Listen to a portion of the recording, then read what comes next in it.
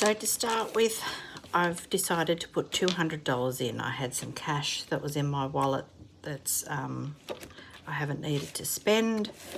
So I've started it off with 200, and I've still got 50, 70, 80. I've still got 85 left. I think what I'm going to do is put that 85 in my phone case, because I usually have cash. Oh, hang on, look what I just found. Another fiver. Beautiful.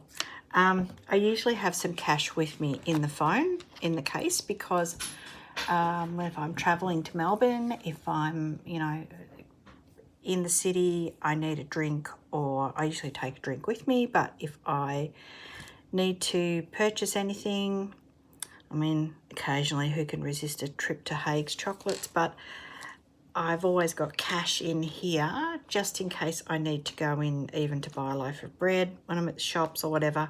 I always have cash in this phone case. So I'm going to put, this is going to be $90 that goes into the phone case, and I'll just have that as kind of like emergency, specific purpose, minor spending kind of thing. And the reason my phone is not in there is because it's up there doing the video. And you'll notice on my phone case I have a little stylus. I always have this.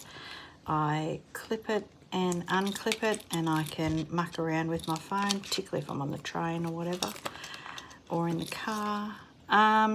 Okay, so getting back to this, I've pretty much automated all of our bill paying. I worked out what our essential expenditure was. Essential expenditure is things that we can't avoid, things like housing costs, car running costs, insurances, utilities, all of those fixed but essential costs. I worked them out. They're roughly, how much do I put aside for that? It's an automatic thing, comes straight from my wages that goes into the account, and it goes straight from there over to the other account, which I've always called the bill paying account. Again, this is not a new habit for me. When I was way back in my, you're not going to believe this, but I actually got my first home loan. My husband and I got our first home loans when he was 22 and I was 19. I'm not kidding. We got a little loan. Back then you could buy a block of land for 10 grand. And we got a little kit home, and he built it. He's a tradie, so he built this little kit home. And so for $15,000, we had ourselves a little 2-bedroom, 1-bathroom, rectangle, hardy plank kit home, galvanised roof, like seriously nothing flash whatsoever, but it was a start. And right from that get-go, I understood the importance of budgeting, putting aside money for future needs, making sure that there was always money to cover the bills. And I did that by setting up what I called a float, and I called it the bill payer account. Back then it was a checkbook. Now it's all electronic, but back then I would have a checkbook associated with that account. It was called the bill payer account. And I used to make sure that there was money, and the float, I saved up $2,000 to put in that. Back then, $2,000 would probably be like, it would be something like, I don't know, $6,000 or $7,000 now, and I saved that up out of our wages, and we were both working full time, but not in high-paying jobs. I think at that stage, my husband was a truck driver and just local truck driving, so nothing flash or mechanic.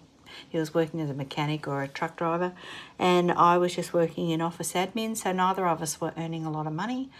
But that bill payer account, I knew that $150 a fortnight, gosh, if only it was that cheap now, had to go across to make sure that all bills could be paid without any stretch. So that float was in there. So sometimes it would get up to $4,000, and of course it was tempting to spend it, but we never did. And yet other times it would drop down to $500, just depending on when all the bills came in at different times, but that's the idea of having the float. So I still adopt that theory now, where we have our essentials taken care of.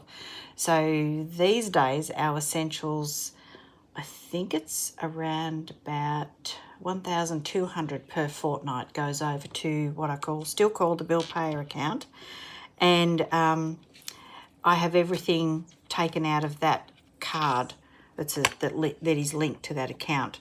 So things like all the car regos are associated with that, motorbike regos, house insurance, caravan insurance, everything that is just, got to be paid. It's an essential cost. They're all done automated out of that account. So I'm not going to do cash budgets for every single thing.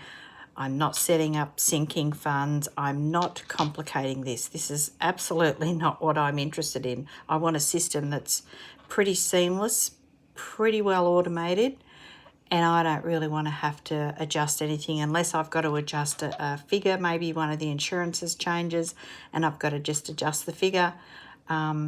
But I'll go onto the dashboard for, I've got most things with RACV, so I'll go onto that dashboard, change anything there that's got to be changed. Yeah, I just like it all pretty well automated. And I also do have an automated savings thing where I have got some additional money that just slides over to a little high interest account to, just sit there, and I kind of look at that little account that sits on the side, and there's I think it's 50 a week goes over there. And I just think, well, one day that money could go towards, if we've got to buy another car or something, there'll be cash ready to buy. And that's the other thing. We have not had a car loan. When we got married, hubby had a car loan, and it was my savings that actually paid that car loan out. Nearly freaked my parents out saying, "What? You're paying off his car loan?" And yes, I did. And I already owned my car. Again, only a second-hand little car that I paid a mechanic to fix up for me, and nothing flash whatsoever. And you know what? Since then, we have never, ever, ever had a car loan. We have always paid cash for a car. Second-hand cars. And I got my first brand new car, I think, when I was about 40. And again, trade-in, but paid cash. And we've paid cash for cars ever since. So I guess you could call that a sinking fund, where I always have money sitting aside ready to make the next purchase if and when we want to do that. But we've still got one car that we bought. We paid cash. We paid 40 grand cash for a car back in 1996, and we've still got that car. So we don't turn them over too fast. And we've got another 4-wheel drive out there, but it's also, we bought that secondhand and paid cash for that. And again, I wouldn't say we've ever been high income earners. We've been middle income earners, but we've never bought expensive homes. We've always lived in fairly modest homes, and hubby has always done the improvements himself. Like I say, he's a tradesperson. He's got a few trades, and he is very skilled. So if it comes to repairs, improvements, he does all of that. We'll get tradespeople in to do specific things like, anything to do with electricity or, some plumbing tasks, particularly like gas fitting and so on. We'll get tradies in for them. But he can do the tiling, he'll lay the floors, he'll do the painting, he'll install new cupboards, he'll do a new kitchen. Nothing is beyond his ability. I'm always constantly amazed. So we've always improved homes and sold them for much more than what we've purchased them for. So that's been one of our saving graces. Yeah. I'm just excited now. 2025, I think it's going to be a tough year, in all honesty, for a lot of people. It's going to be a tough one.